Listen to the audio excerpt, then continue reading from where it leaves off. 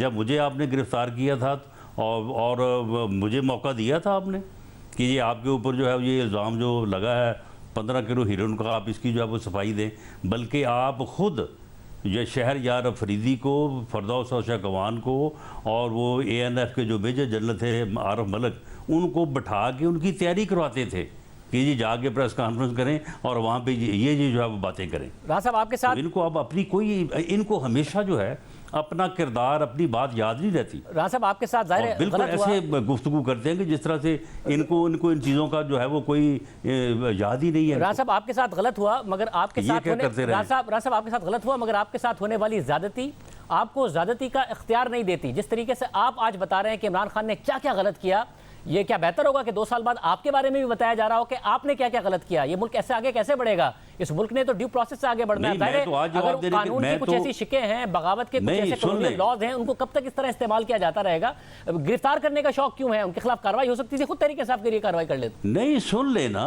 नहीं शाहजेब, मैं तो आज कह रहा हूँ कि एक बाकायदा जो है एक बयानिया तैयार किया गया, उसकी एक मीटिंग में, सियासी मीटिंग में पार्टी की लीडरशिप ने अप्रूवल दी।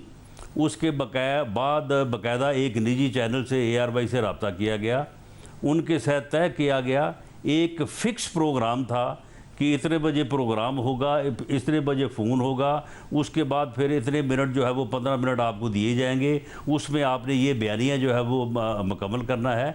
और वो जो इन्होंने बयानिया दिया है, आप मुझे बताएं कि उसमें जो कहा गया है, क्या उसके ऊपर पाकिस्तान पीनल कोड के जो सेक्शन है 120, 124, 131 वो अट्रैक्ट नहीं करते? मगर और अगर वो अट्रैक्ट करते हैं प्रेमा फशाई, उसके ऊपर मुकदमा दर्ज किया गया है। मुकदमा दर्ज करने के बाद जो है वो पुलिस ने उनको गिरफ्तार किया है, तो आप और उसको 24 घंटों के अंदर अदालत में पेश किया है। तो इसमें आप मुझे बताएं कि इसके ऊपर 2 साल बाद मैं कौन सा जो है वो जवाब मुझे बात करें कि इसमें इस अमल में कौन सी बात गैर कानूनी हुई है? क्या उसने ये बयान नहीं दिया? ये आवाज उसकी नहीं थी? या तो ये आप अलग करें कि शहबाज गिल की तो वो की आवाज़ ही नहीं थी, ना ARY चैनल वालों ने उसको जो है वो प्लेटफॉर्म फराहम किया, ये तो आपने ऐसे ही अपने आप से बात करवा ली है। तो अगर ये बात दुरुस्त है, अगर शहबाज गिल की ही आवाज़ थी, उसी ने ये बातें की हैं, उसी ने ये बयानिया दिया है और ARY का प्लेटफॉर्म जो है वो इस्तेमाल किया गया है, तो फिर आप मुझे बताएं कि इसमें गलत हमने क्या किया है? मगर साहब इसमें मसला ये है कि ज़ाहिर जो प्लेटफॉर्म यूज़ हुआ, बीपर उन्होंने दिया गया, ये सारी बातें तो नज़र आ रही हैं, मगर आपने कहा कि ये पूरा का पूरा प्लानिंग के तहत हुआ, प्लान था कि ये करना है। फिर आपकी तरफ से प्रेस कॉन्फ्रेंस में ये भी कहा गया कि ये बाकायदा तयशुदा था, इसमें इमरान खान साहब भी इस पूरी की पूरी प्लानिंग का हिस्सा है, आपने इम्प्लाई किया। ये कहाँ साबित हुआ है अभी तक कि ये एक तयशुदा प्लान था, एक तयशुदा प्रोग्राम था, ये बातें की जानी थी, तय थी? इनका तो रिमांड जब दिया तो पुलिस तो इस पर तहकीक करेगी ना। अभी ये कहाँ है सबूत इस बात के कि सारा का सारा हुआ है? शाहजेब, आप यहाँ पे आपने बड़ी दुरुस्त बात कर दी। ये अभी साबित नहीं हुआ, ये तफ्तीश में साबित होगा, ये जो है वो अपना जो है वो इंक्वायरी और एविडेंस के नतीजे में साबित होगा। तो इसीलिए किसी को गिरफ़्तार नहीं किया। जब ये जो है वो साबित होगा तो उसके बाद उस मीटिंग के शुरका को जो है वो गिरफ़्तार किया जाएगा। इसी तरह से जो चैनल है उसके ख़िलाफ़ कार्रवाई की जाएगी। सर आपने चैनल के तो जो मुलाजिम हैं उनको बाकायदा तौर पर अरेस्ट कर लिया गया कराची से, फिर चैनल को बंद कर दिया गया। अब उसमें मसला ये है जी, उनकी सुन लेना। देखें, मैं एविडेंस जो है ना उसको अब मैं जो है वो केस की जो तफ्तीश है उसको तो ऑन एयर नहीं कर सकता।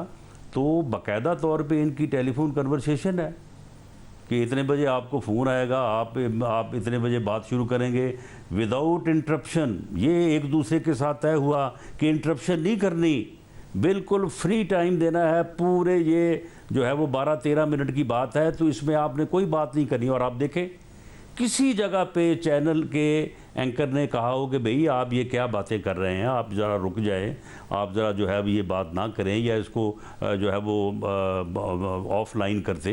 तो ये सारी चीज़ें अगर फिक्स बैठ था, आप कह रहे हैं कि इस चीज़ के सबूत मौजूद हैं। मुझे बताएं कि एक ऐसी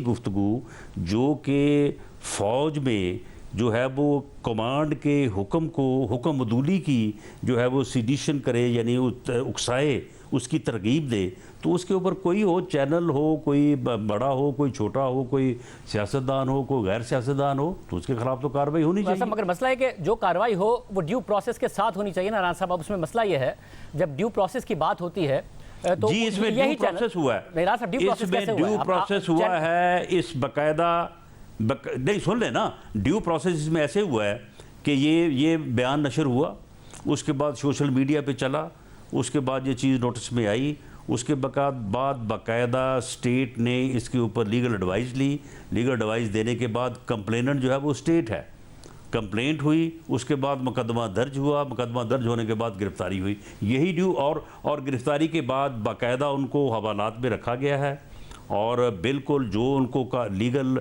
राइट्स उनको हासिल हैं वो दिए गए हैं। 24 घंटों में उनको अदालत में पेश किया गया, उनके वकला की मदद उनको जो है वो फ्राहम की गई, लीगल एड। तो आप मुझे बताएं ड्यू प्रोसेस ऑफ लॉ और क्या होता है? मैं बताता हूँ क्या होता है। देखिए इसमें आप बताएं, जहाँ कहीं कोई कुताही हुई है उसको सुबह जो है वो पूरा करवा देंगे। पेमरा के लॉस के तहत आप देखें ना, ड्यू प्रोसेस ऑफ लॉ क्या है। जब due process of law follow होता है तो क्या होता है, मैं आपको बता देता हूँ।